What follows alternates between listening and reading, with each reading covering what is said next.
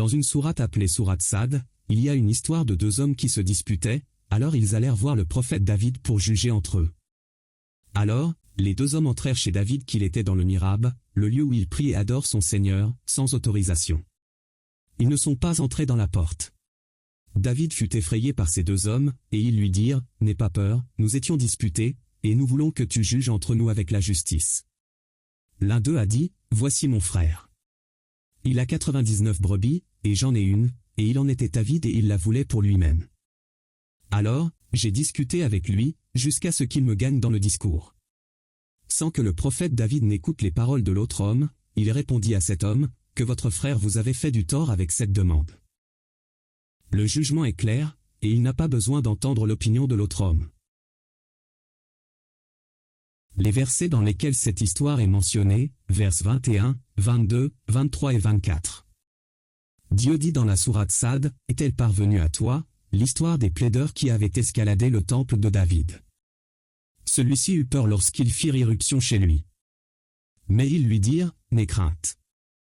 Nous sommes deux plaideurs, l'un de nous veut brimer l'autre, juge-nous en toute équité, ne sois pas partial, et guide-nous sur le droit chemin. » Cet homme est mon frère, dit l'un d'eux. Il possède 99 brebis. Alors, que je n'en ai qu'une seule. Il exige que je la lui cède pour compléter son troupeau.